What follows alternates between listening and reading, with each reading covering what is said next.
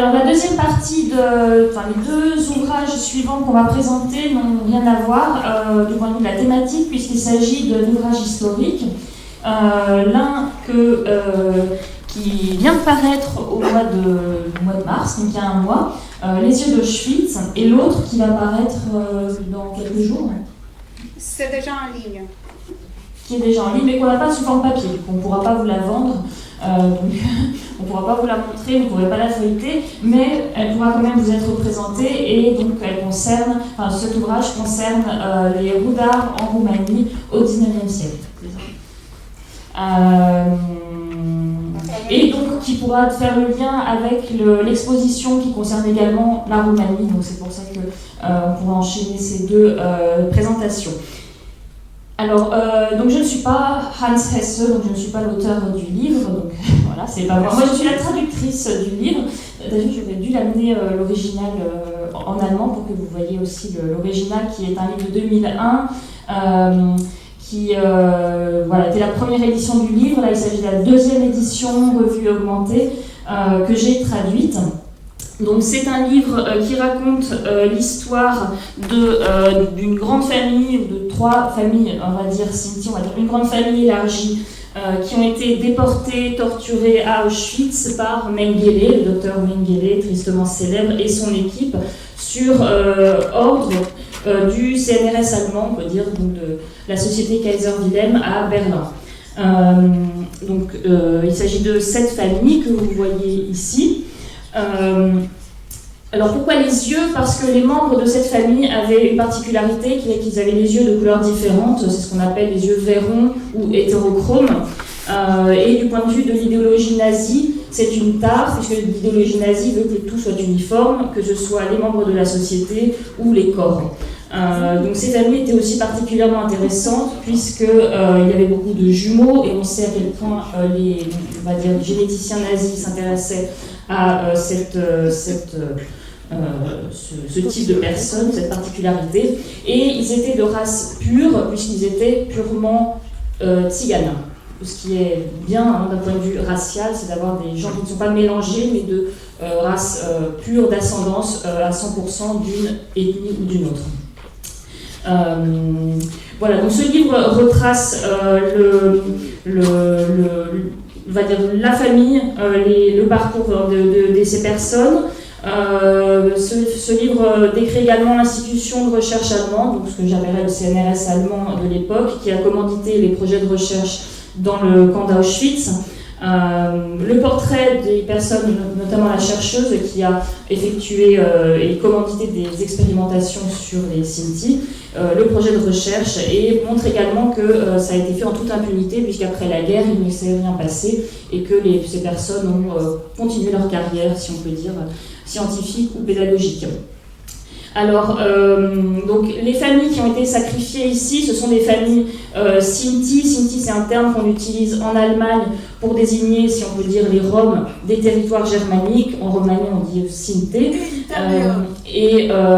Donc, un territoire germanique et italien, mais aussi en Europe centrale, en Roumanie, par exemple. Ils parlent une langue qui est une langue indienne, qui est une variante de Romanie. En Allemagne, ils sont présents depuis la première attestation, disons, de leur présence, c'est 1407. Alors j'ai mis ici une lithographie de 1552, donc j'ai pas trouvé, il n'y a pas d'image plus ancienne que cela. Donc, en 1407, on sait qu'il y avait déjà des tziganes en Allemagne, donc ils sont là depuis longtemps. C'est pas des immigrés, c'est des Allemands, même s'ils ne sont pas considérés comme Allemands par les nazis, évidemment. La famille en question, c'est la famille Merau, qui est d'Oldenburg, donc on est en Allemagne du Nord. Ils ont été déportés en 1943. Ils sont passés par la gare de Brême, qui a été un petit peu comme le Drancy local, donc un centre de transit. Ils ont été aussi parqués dans un abattoir, d'ailleurs, dans la gare et l'abattoir de la ville. On sait qu'ils ont été torturés. Il y a différentes preuves, notamment les témoignages de la chercheuse qui a commandité à Berlin, des personnes, des détenus qui assistaient Mengele, qui ont effectué l'autopsie, la dissection, etc. Donc voilà, c'est vraiment des faits prouvés et avérés. Voici l'un des enfants qui a été déporté en 1943 et qui fait partie de cette grande famille élargie.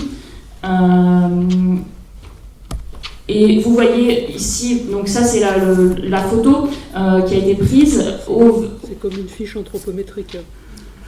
Oui, ça c'est la fiche de, voilà, ça c'est le verso de la photo. Et alors je vais essayer de zoomer. Et puis voilà, vous voyez alors donc là son prénom c'est Ramiro Bamberga, donc il fait partie de la grande famille. Et là c'est écrit catégorie de criminels. Tzigane, donc tzigane. Donc tzigane, c'est une catégorie de criminels. Donc c'est une raison d'être déporté et exterminé du point de vue nazi.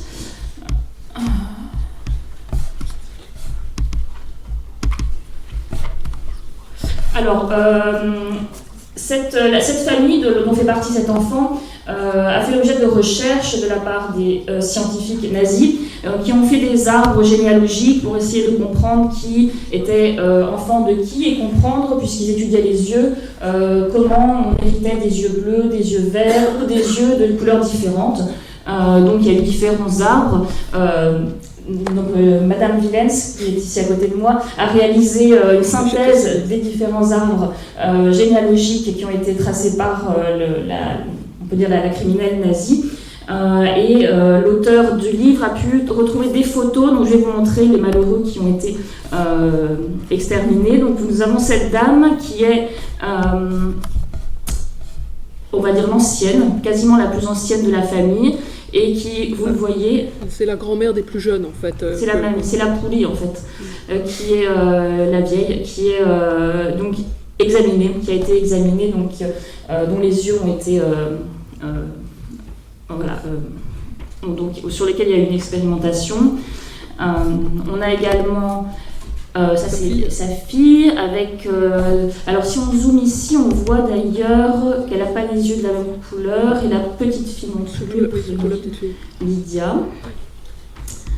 Alors je vais peut-être pas vous remontrer, mais on va retracer sur l'arbre généalogique qui ils sont, donc c'est bien de parler de gens dont on voit la tête. Voilà, Mais pour t'interrompre, je dirais que là où l'histoire est vraiment perverse, c'est qu'en fait, Hanses, qui a écrit ce bouquin, a démontré que les recherches elles-mêmes étaient fondées sur des erreurs. C'est-à-dire que les arbres généalogiques que les nazis avaient dressés étaient erronés. Donc en fait, toutes les conjectures qu'ils ont pu tirer étaient fausses. Donc on voit la valeur de ce type de recherche, quoi. Excuse-moi, mais pourquoi les sources étaient erronées? Comment avait-il... Tout simplement parce qu'en fait, ils avaient pas forcément bien reporté l'identité de chaque personne. Donc ils ont notamment pris le petit-fils pour le fils de la dame qu'on a vue au début, dont j'ai dit que c'était la grand-mère. Ils portent souvent les mêmes prénoms aussi. Oui, c'est vrai. Mais on s'est aperçu qu'en fait, ce n'était pas leur fils, c'était leur petit-fils. Donc en fait, vous voyez, les parents n'étaient pas les mêmes. Donc en fait, ce qu'ils ont, imaginé sur le père a les yeux de telle couleur, la mère a les yeux de telle couleur, donc voilà le résultat. En réalité, toutes ces présupposés étaient souvent erronés. C'est-à-dire que c'est l'enquête ethnographique qui était mal faite. Oui, c'est ça. D'accord. Parce que le défaut d'enregistrement sur les fiches. Et puis famille très élargie, effectivement, on ne sait pas quels membres ont été réellement vus par la scientifique de Berlin, vous voyez. On sait qu'il y a eu 10 personnes au minimum, enfin 10 personnes et donc 4 enfants qui ont été... alors en ce qui concerne les enfants, leurs yeux ont été examinés post-mortem, donc ils ont été assassinés pour pouvoir extraire leurs yeux et les envoyer, on va dire, au CNRS à Berlin. D'autres ont été examinés in vivo, enfin vivants. Mais il y en a au minimum 10 d'après ce qu'ont écrit les chercheurs, entre guillemets, eux-mêmes. si je ne m'abuse. Donc là, on a la carte. Alors c'est d'ailleurs certains donc, la famille Larget a été déportée en masse. Plusieurs se sont évadés. Donc tous ceux qui sont évadés, j'ai noté 4 cas d'évasion, en tout cas soit individuels, soit avec les enfants. Ils ont tous été réarrêtés et déportés à Auschwitz. Certains ont été transférés ensuite dans d'autres camps. Par exemple, ce monsieur-là, il a été, vous voyez sa carte de détenu de Buchenwald. Donc d'autres, ils sont quasiment tous morts. Non, tous ceux qui ont été déportés sont morts à Auschwitz ou dans un autre camp. Encore un autre membre de la famille, là on voit qu'il a effectivement les yeux de couleurs différentes. Et une carte de résident, on voit Tzig ici, je crois que c'est ça qui est Zigeuner. Oui, tout à fait. Nicht Zigeuner, il est marqué d'ailleurs, pas Tzigan, curieusement. Mais en tout cas, ça a été rajouté à la main. C'est sur cette carte-là, en bas. C'est sur cette carte en fait de résidence. Les Allemands pour ça étaient très méticuleux et ils enregistraient le lieu de résidence de chaque personne. Et donc en bas, on voit très bien que la source de la confusion avec l'enfant qui est pris pour leur fils et qui est en réalité leur petit-fils. Vous voyez donc la difficulté de cerner exactement qui est qui. Si on regarde l'arbre généalogique, voilà. Ici vous voyez qu'il y a plusieurs, par exemple il y a une Auguste ici, et qu'il y a une fille qui s'appelle aussi Auguste. On a un Fridolin ici, qui est un enfant qui s'appelle aussi Fridolin. Comme son père. Voilà, moi c'est ça qui m'avait perturbé. Oui. C'est que beaucoup de gens, les enfants ont le même nom que les parents. Et voilà par exemple l'enfant qui était né en 1940, qui s'appelle Willy Otto. Lui, en réalité, vous voyez, les nazis l'avaient accroché à cette branche de l'arbre comme étant le fils de ce couple. Et en réalité, Hans Hesse s'est aperçu qu'il était en réalité l'enfant des enfants de ce couple. Donc il est techniquement leur petit-fils. Il y a un autre Willy à côté. Et il y a un autre Willy, vous voyez, qui est donc son oncle, en réalité. Et donc cet enfant, qui avait les yeux hétérochromes, lui n'est pas mort à Auschwitz, il est mort dans un hôpital d'une gastroentérite, je crois. En fait, on a retrouvé en tout cas des documents de l'hôpital. Lui n'est pas mort dans un camp. Tous ceux qui ont un petit point rouge en face de la date de leur décès ont été assassinés à Auschwitz. Alors, ces recherches médicales, entre guillemets, ont été commanditées par la société de l'empereur Wilhelm. Là, je vous montre au passage une photo de la famille où on retrouve la mamie, là. Oui. C'est le papy. Donc ça, c'est Otto et ça, c'est Auguste. Oui. Les autres, je reconnais. Mais voilà, là, on a une photo de groupe avant la déportation. Ça, c'est Baldwin, certainement. Ça, c'est certainement Baldwin, qui était sourd-muet. Oui. Alors ça, c'est le centre névralgique de la recherche allemande à l'époque, dans les années 20 et 30. C'est très très prestigieux. L'Oxford allemand, où toute l'élite de la recherche va travailler. Il y a des bourses de recherche. Et aujourd'hui, ce sont les bâtiments de l'Université libre de Berlin. Et à l'époque, donc sous le nazisme, c'est le haut lieu du racisme scientifique. On a un département d'eugénisme, un département d'hygiène raciale. On dispense des cours d'hygiène raciale. Il dispense également des expertises pour les tribunaux, des expertises en matière de race. Voilà, donc il y a une science de la race à l'époque et qui part de là. C'est là où travaille ce personnage, donc Karin Magnussen, qui est une des rares chercheuses femmes à l'époque.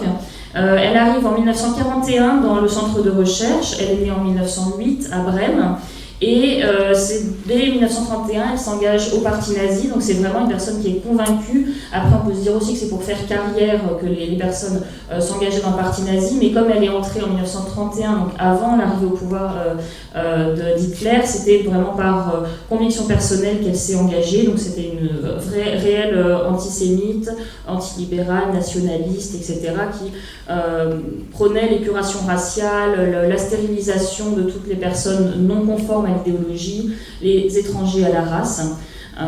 Elle a fait un doctorat en biologie, botanique et géologie, donc elle n'est pas médecin, elle est biologiste. Et il se trouve qu'elle a un centre d'intérêt pour, d'une part, les jumeaux et les yeux, mais après ça sera surtout les yeux. Donc à partir de 1938, elle va s'intéresser à la question de la couleur des yeux, et ce jusqu'à sa mort. Donc ça a été son obsession, on va dire, pour toute sa vie. Elle a publié un best-seller de biologie raciale qui s'appelle Outils de politique raciale et qui a été édité 3 fois en 4 ans, donc vraiment un peu la biologie raciale pour les nuls. Donc c'est vraiment une idéologue. Et voilà, qui n'est peut-être pas connue, on va dire, en France, mais qui à l'époque avait fait une carrière. Il faut préciser également que dès lors que la guerre a commencé, il y avait beaucoup moins d'hommes dans les centres de recherche, donc c'était plus facile aussi pour les femmes d'accéder à des postes, d'obtenir des bourses, etc. Donc elle a la guerre lui a permis aussi de faire avancer sa carrière. Ce qui explique d'ailleurs qu'après la guerre, elle a été complètement mise de côté et qu'elle a, voilà, elle n'a pas. Je vais y revenir. Son projet de recherche, le problème scientifique, je cite, qu'elle veut résoudre est celui de la biologie de l'hérédité pour l'anomalie que constitue la différence Dieu, puisque pour elle, il s'agit d'une anomalie. Elle parle de maladie, de problèmes. Voilà. Et elle prétendra également qu'il y a un lien avec la tuberculose, donc le fait d'avoir les yeux pas de la même couleur rendrait plus vulnérable, plus sensible à la tuberculose. Donc vous voyez, c'est assez absurde d'un point de vue médical. Ça me semble assez logique aujourd'hui, mais à l'époque, en tout cas, elle avait ces arguments-là. Voilà, donc grâce au fait qu'elle travaillait pour le CNRS et qu'effectivement les Allemands sont très méticuleux, enfin le CNRS allemand, donc la société Kaiser Wilhelm, on a tous ces comptes rendus d'avancement de travaux, ces rapports de recherche qui sont conservés, où elle explique par exemple l'ensemble des personnes qu'elle a examinées. Donc on sait également qu'elle a examiné 30 paires d'yeux de personnes issues d'Europe centrale, donc on pense qu'il s'agit de personnes qui étaient détenues en camp de concentration. On ne sait pas lesquelles, elle se garde bien de préciser lesquelles. Elle précise les traitements qu'elle a fait subir, des traitements chimiques qu'elle a fait subir aux yeux de ces personnes. On a tout aussi le cheminement de sa pensée, puisqu'elle a fait une étude d'abord sur des lapins avant de passer à une étude sur des humains. Et on voit là que il y a vraiment le système, la recherche, les chercheurs allemands étaient à l'époque se sont vraiment appuyés sur le système concentrationnaire pour avoir un vivier de cobayes à disposition, avec aucune notion d'éthique, aucune notion de consentement. Enfin, vraiment, ils se sont permis d'utiliser des êtres humains. Le régime nazi a permis à des chercheurs fous comme ça d'utiliser des êtres humains pour... Après avoir étudié sur des lapins des théories, ils sont passés à des êtres humains et ils ont été les chercher dans les camps de concentration. Donc c'est une énième preuve de cette infamie, de ce détournement de la science. Ce qu'elle cherche à démontrer, entre autres, c'est qu'il y a des gènes pathologiques. Donc elle va prétendre que le fait d'avoir les yeux de couleurs différentes, ce qui est une anomalie, est quelque chose d'héréditaire, donc que les personnes qui ont ce gène sont des corps étrangers à la nation et qu'il va falloir les éliminer, dissuader les bons Allemands de se marier avec des personnes ayant ces caractéristiques. Donc ça va avec tout un projet raciste et qui est encore une fois supporté par l'Institut de recherche. Il faut noter également qu'il y a certains enfants, parmi les 4 dont on sait qu'ils ont été assassinés pour leurs yeux, certains enfants qu'elle aurait vus vivants juste avant leur déportation. Donc elle les a examinés vivants, elle leur a fait un examen comme on fait chez l'ophtalmo, tout en sachant très bien que quelques mois après, en fait, ils allaient être déportés et qu'elle allait pouvoir utiliser ce matériau humain pour sa recherche. Donc c'est vraiment très très cynique. C'est vraiment ignoble. Elle savait très bien, on le sait parce que dans ses comptes rendus réguliers, elle précise qu'elle va terminer tel travail avant tel délai, puisque quand on fait un projet de recherche, on a des dates butoirs à respecter, mais pour avoir tel résultat, mettons en octobre 44, il faut avoir le matériau sur lequel on va travailler. Donc ça veut dire qu'elle savait que ces personnes allaient mourir à telle date. Donc c'est aussi pour ça qu'on sait que les gens, ils ont été assassinés pour leurs yeux et qu'elle savait très bien ce qui se passait. Il faut dire aussi que le camp d'Etzigan à Auschwitz a été liquidé entre le 3 et le 4 août 1944. Donc au plus tard, elle allait disposer en fait de ce matériau humain. Donc voilà, c'est un détournement aussi de la science qui veut obtenir des résultats dans un temps donné. C'est vraiment... je vous montre aussi... je vous montre une photo Alors là, c'est une lampe qui permet de faire des photos des yeux. Ça faisait partie d'un article. Oui, donc ça c'est une photo de son article. Oui, parce que Karin Magnussen publiait effectivement des articles et donc elle illustrait notamment ces articles avec des photos du matériel qu'elle utilisait pour faire ses recherches. Ça, ce sont des yeux qui ont été pris en photo pour illustrer aussi un article. Là aussi, où elle... L'iris. Oui, c'est l'iris et on voit qu'elle injecte dans un autre cliché, je crois... Voilà, ça c'est une injection dans l'œil. C'est des coupes. C'est des coupes d'iris. Et ça c'est son travail sur les lapins. Parce qu'elle a continué en fait, oui, elle a testé, elle a continué de travailler sur des lapins une fois que la guerre a été finie. Alors ce monsieur-là, c'est celui qui a effectué les dissections des cadavres des personnes qui ont été assassinées. Et en fait, donc c'est un médecin juif hongrois-roumain qui a été l'assistant de Mengele, qui donc finalement n'avait pas de problème à utiliser comme assistant quelqu'un qui était juif et non allemand. Donc c'était vraiment son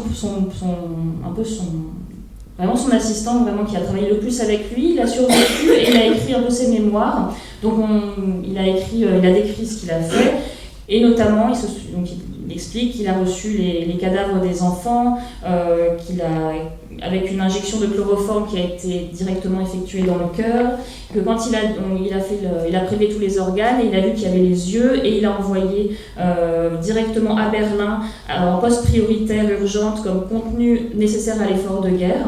Donc les organes étaient soi-disant nécessaires à l'effort de guerre. Donc vraiment on voit l'implication de l'État allemand et de la recherche dans l'extermination ici de la famille de Sinti. Et voici un mandat postal, par exemple, là on voit le matériau qui est envoyé, c'est la tête d'un cadavre.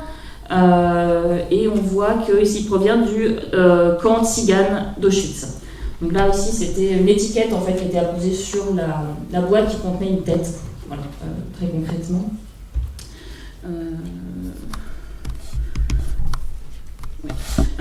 Dire le nom de cette personne magnifique là, l'assistant de. Ah oui, c'est Miklos. Miklos Nisli. Comment? Miklos Nisli. Il faut dire comment ça s'écrit. Alors, oui, ça a été publié chez Julliard. Ça a été publié chez Julliard en français dans les années 60. On peut trouver ça? Non, pas. Oui, on peut le trouver. En bibliothèque peut-être et d'occasion. Je ne sais pas si c'est encore disponible. Ça a été traduit en allemand il n'y a pas si longtemps que ça, donc en Allemagne c'est disponible. Mais vous pouvez possiblement le trouver en bibliothèque. Et ça s'appelle Mémoire. Ça s'appelle Médecin à Auschwitz, je crois, quelque chose comme ça. Oui. Médecin à Auschwitz, il me semble bien. Nisli, je ne sais pas bien le prononcer. Miklos Nisli. Oui, Nisli. N. Oh, on vous le dira. Après, on vous le montrera.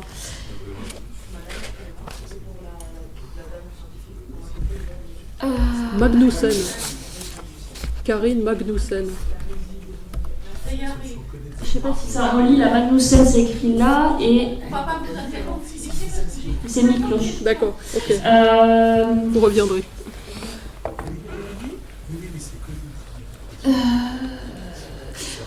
alors j'avance un petit peu, donc Faut laisser de la place. alors après la guerre, qu'est-ce qui s'est passé? Cette dame, elle a subi entre guillemets 2 procédures de dénazification qui n'ont rien donné. Donc elle a été pendant 2 ans, elle n'a pas pu exercer de son travail. L'institut de recherche en plus a été fermé avant de. Donc évidemment, c'était quand même un gros scandale. Donc il a été fermé. Il a revu le jour après sous le nom de Société Max Planck, qui existe toujours.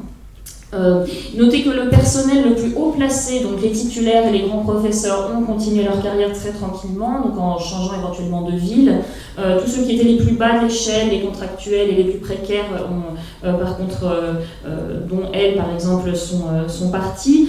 Donc voilà, ceux qui étaient les plus grands chantres du racisme, c'est ceux qui ont continué leur carrière. Voilà, c'est assez cynique là aussi. Les yeux, qu'est-ce qu'ils sont devenus les yeux? Alors Magnussen en 1946 a été prié de récupérer les bocaux. Alors, il y en avait un grand nombre qui étaient soit épinglés comme des papillons, soit mis dans le formol à Auschwitz dans le bureau de Mengele. Donc ceux-là, je pense que comme le camp d'Auschwitz a été libéré par l'armée rouge, ils ont dû être détruits. Mengele a quitté le camp 10 jours avant l'arrivée de l'armée rouge. Enfin, c'est ce qu'on suppose du moins. Pour ce qui est des yeux qui étaient à Berlin, ils ont été conservés. En 1946, Magnussen a été priée de les récupérer parce que ça faisait un petit peu scandale. Donc elle les a récupérés, elle les a gardés jusqu'à son départ en maison de retraite en 1990, parce qu'elle a vécu longtemps, cette dame, après la guerre. Elle s'est sortie de son premier procès de dénazification en 1946, où elle a été jugée comme simplement peu compromise, donc c'est le terme officiel. Donc elle a reçu beaucoup de lettres de recommandation de collègues. Elle a eu, donc c'était à Hanovre. Ensuite en 1947, elle a eu un deuxième procès à Brême, où elle a eu une amende de 490 marks. Donc elle a été qualifiée de suiveuse simplement, donc de compagnonne de route. Donc voilà, il n'y a eu aucun procès pour sa collaboration avec Mengele, pour ses expérimentations, que ce soit sur des personnes vivantes ou des personnes mortes. L'objet de ses travaux n'a pas été jugé. Ce qu'on a jugé, c'est le fait qu'elle était une adhérente précoce au parti nazi, mais rien de plus. Elle a continué ses recherches en fait, donc elle a réussi à se faire d'abord embaucher comme technicienne de laboratoire, puis elle avait trouvé elle était persona non grata, on va dire, dans le système de recherche, donc elle a été simplement professeure de biologie en lycée à Brême, et elle a fait toute une carrière de prof de bio de 1950 à 1970. Où d'ailleurs elle était très appréciée de ses collègues et de ses élèves. Alors voici quelques photos, on la voit ici avec ses élèves. Elle a toujours l'air un petit peu sévère quand même, je trouve.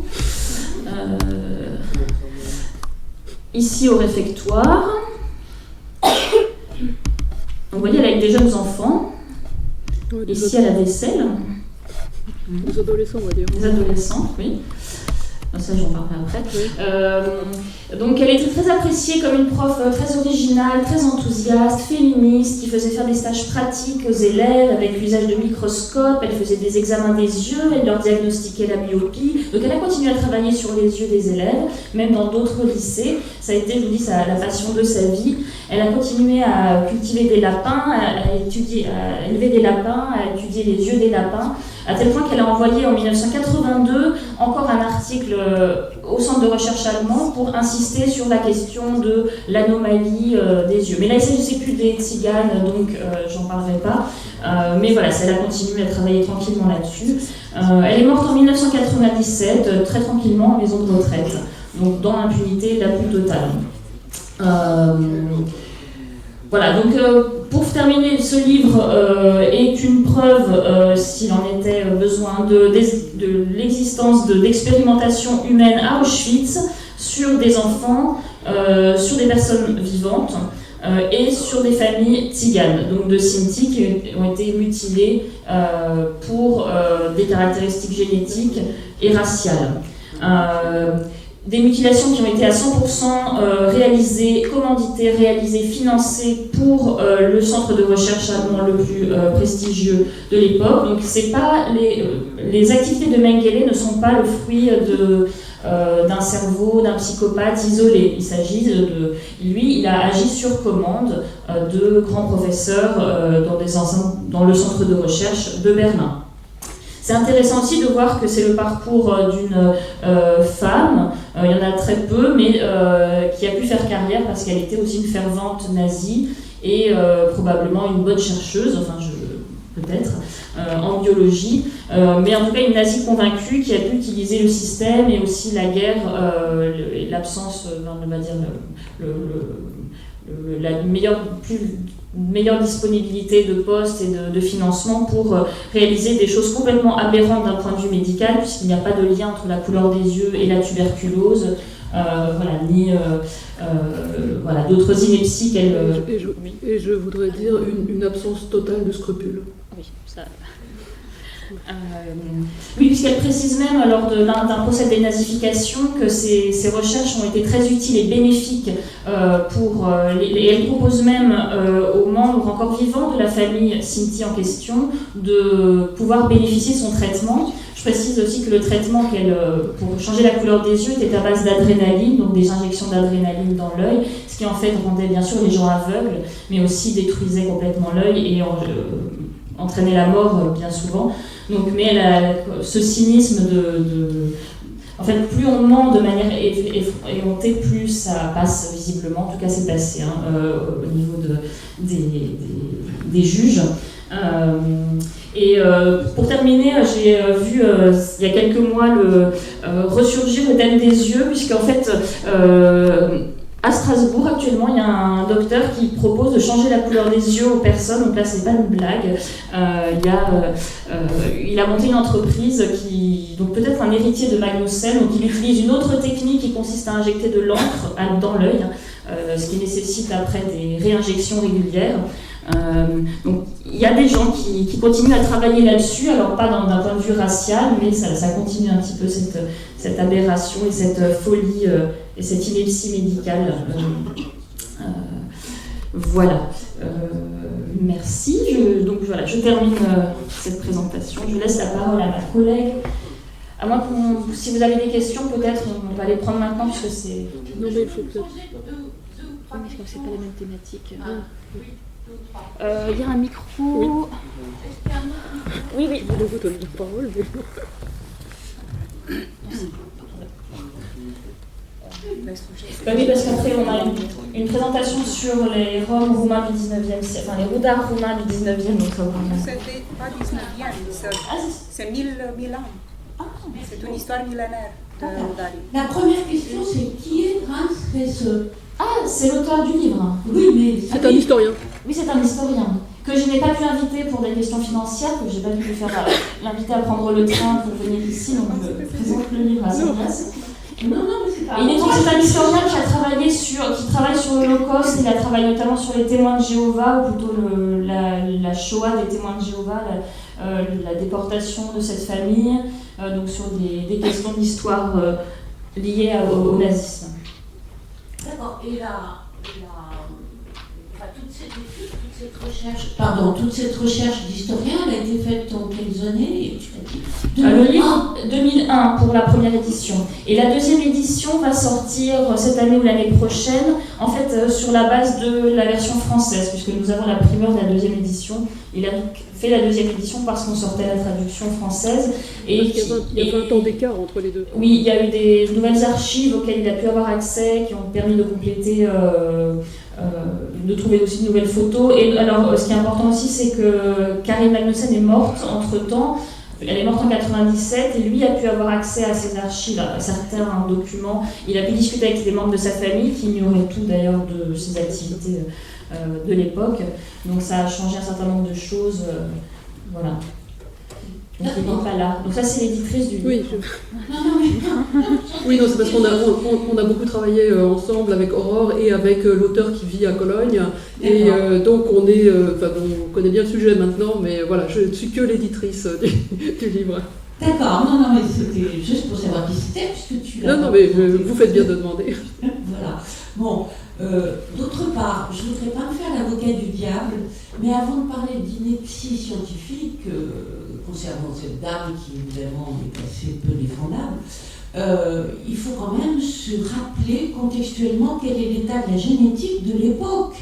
Enfin, personne ne sait ce que c'est que l'ADN. Oui, tout à fait.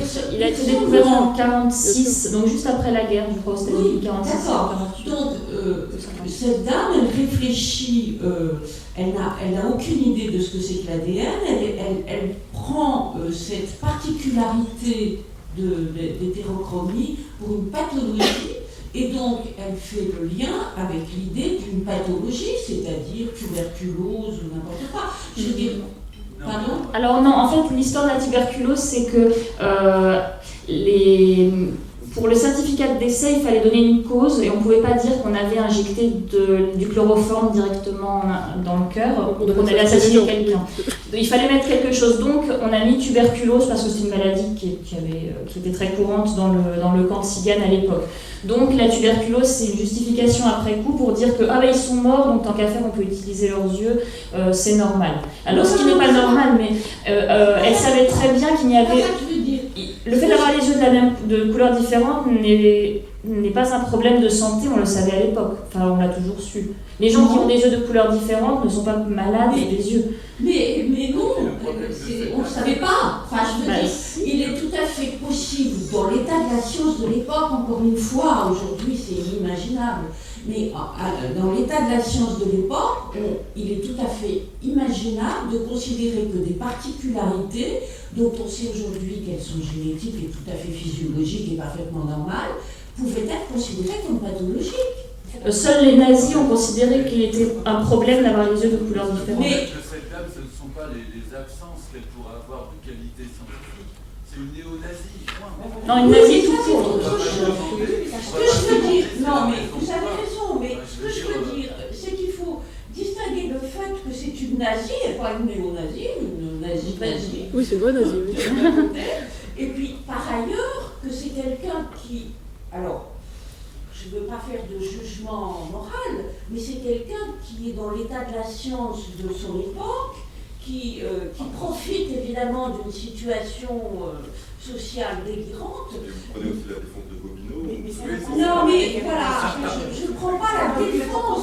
J'essaie. Non, mais ça n'est pas une pathologie. Elle savait très bien que ce n'est pas un problème de santé d'avoir des yeux de couleurs différentes ou d'avoir des jambes plus longues que l'autre. C'est une totale évidence.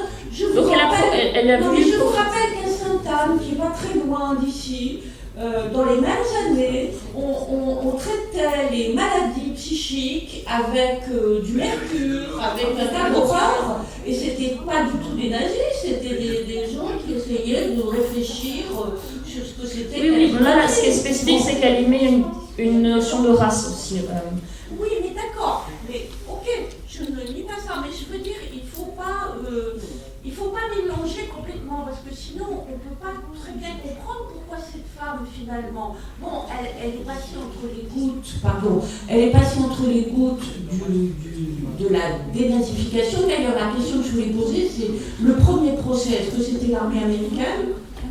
Anglaise, c'était à Nord, je crois que c'était en zone anglaise. C'était en zone C'est ça. Et ensuite, le procès à 47, c'est la RFA. Göttingen, c'était à Göttingen. Où c'était Non, c'est à Brême, à Nord puis Brême. D'accord. Les deux procès. Oui, dans le premier cas, il y a eu d'abord les armées d'occupation, Oui, en fait. oui. Et ensuite, c'est la RFA. Mais il y avait des juges. Elle n'a pas eu de... Dans les années 90, enfin 70, donc c'est pas le problème. Non, mais c'est pas un problème. Non, mais c'est surtout qu'elle a été dénazifiée dans les années 40 encore, c'est-à-dire très rapidement après la guerre. Oui. Et ensuite, elle n'a pas été incriminée dans un procès comme les procès d'Auschwitz des années 60. Elle n'est pas passée en procès. Je veux dire, elle est vraiment passée entre les gouttes. Et il faut dire aussi qu'il y avait un système de renvoi d'ascenseur entre ces scientifiques qui consistait à s'établir des certificats de complaisance pour dire Monsieur Machin n'a rien fait de répréhensible, etc. Je peux en témoigner. Et ils se sont tous fait des certificats de cette nature.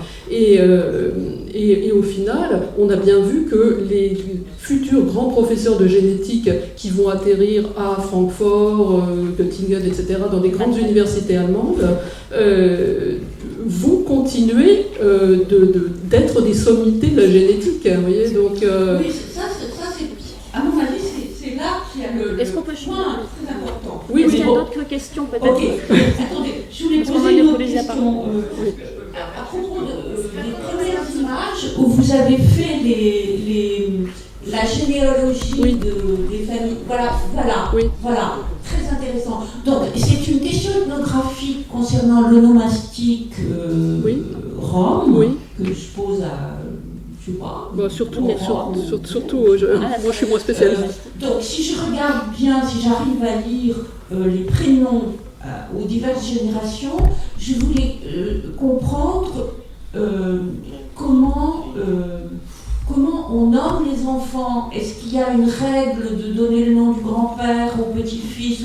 Parce que cette confusion entre les noms, je veux dire qu'a donc fait l'enquêteur nazi, qui n'avait pas intérêt à faire d'erreur. Ah non, pas du tout. De son point de vue. Non, voilà. non, bien sûr. Donc j'essaie de comprendre si c'est lié à une tradition, à une règle d'onomastique rome. Pourquoi est-ce qu'on appelle le père, le fils est-ce que c'est comme un système américain, on dit junior, senior? Moi j'ai l'impression, parce que vous constatez que les membres de cette famille ont tous des prénoms extrêmement allemands. Hein. Tout à fait. Ils avaient des surnoms Zigan, j'imagine, familiaux, visiblement. Par exemple, Rally, là. Oui, la grand-mère qui s'appelle... Mais ce qui est à l'état civil, c'est pas la façon dont on appelle les gens dans la vraie vie, en fait. Mais oui. En général. Ah d'accord, donc en fait on met un nom allemand mais on s'en fout parce qu'on ne s'en sert pas. Oui. Ah d'accord. Ok. Et donc quand ils ont répondu à l'enquêteur allemand, ils ont répondu avec le nom allemand. Bah, ils n'ont pas répondu quand ils ont été déportés parce que... On les affichait, ils avaient des papiers quoi. Enfin, je veux dire. Ah, ils n'ont pas été... on n'a pas demandé, on n'a pas fait une enquête orale. Tous les tziganes d'Allemagne avaient été recensés déjà 30 ans avant de manière très... Il y avait des fiches comme vous avez vu où on a vu catégorie criminelle, vous voyez, tziganes. Donc il y avait... c'était des fiches anthropométriques en réalité. En 1906, ils ont commencé à recenser tous les... de manière donc à partir de 1906 en Bavière, mais après, plus tard, dans toutes les 30 premières années du XXe siècle, l'Empire avait voulu ficher tous les tziganes d'Allemagne, de l'Empire, et avec photos, empreintes digitales, tout ce qu'on a fait après avec le carnet anthropométrique d'ailleurs en France, mais ça a été fait de manière systématique avec des photos et on suivait tous leurs déplacements, c'était très moderne et ça a été expérimenté. Donc on savait très bien qui était qui. Alors, et on a toujours ces archives d'ailleurs. D'accord, mais donc en fait on ne savait pas qui était qui, si je comprends bien. Non mais là il y a eu des erreurs. Non, la police savait très bien qui était qui, mais c'est les chercheurs qui n'ont pas forcément... C'est des erreurs de transcription, vous voyez. J'essaie de comprendre d'où vient l'erreur. Il y avait deux questions, est-ce qu'on peut changer de... J'essaie de comprendre d'où vient l'erreur, parce que c'est intéressant de voir. D'abord le monsieur, et bien... Non, c'était juste pour répondre là-dessus.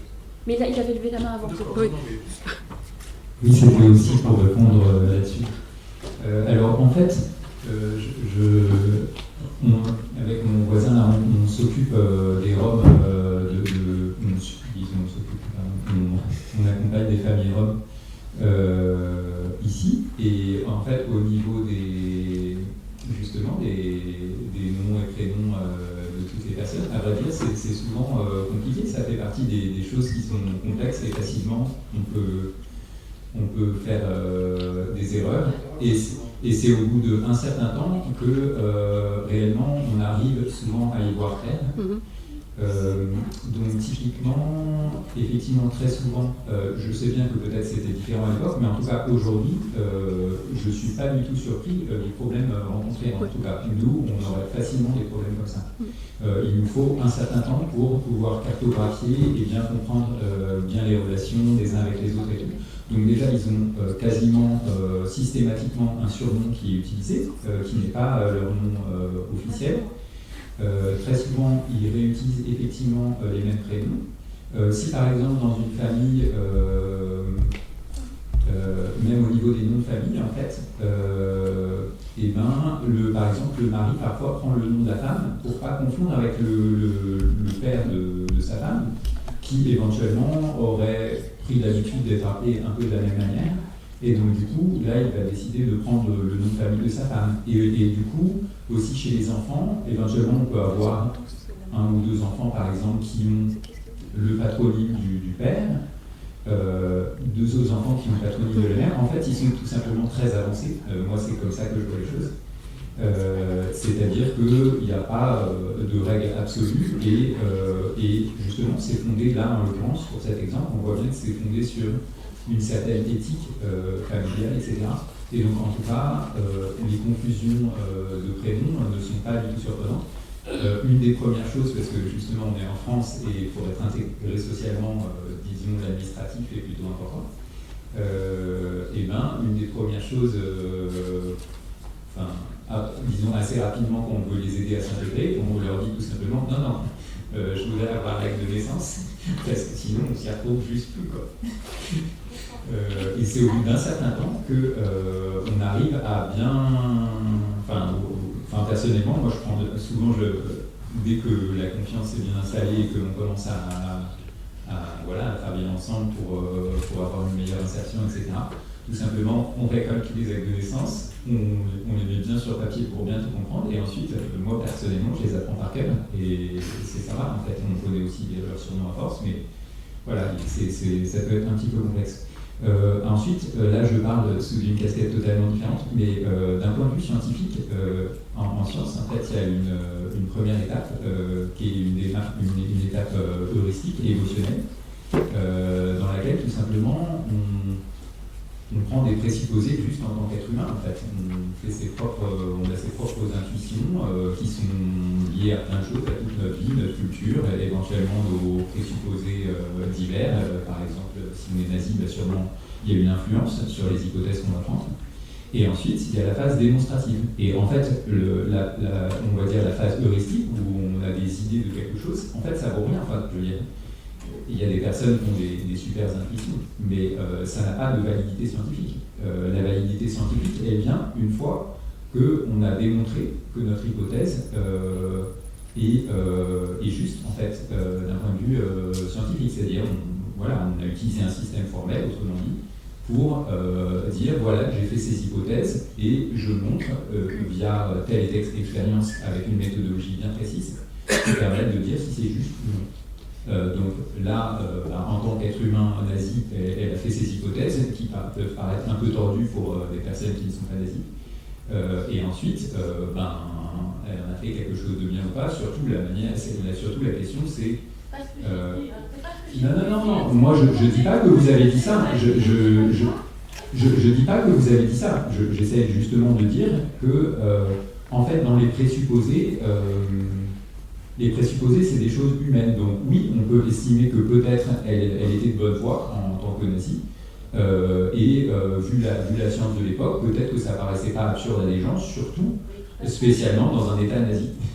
Mais après, il y avait peut-être des gens qui trouvaient ça déjà absurde parmi les scientifiques. Voilà. Vous avez une réponse à faire? C'est la même réponse. Donc, juste pour compléter, de temps en temps, c'est commode. On a eu un bidonville où il y avait 3 générations qui s'appelaient Adam quelque chose. Et il y a eu une procédure d'expulsion lancée contre l'un des Adams qui n'était pas le bon. Et du coup, on a pu montrer que c'était le père, le grand-père, le père et le fils.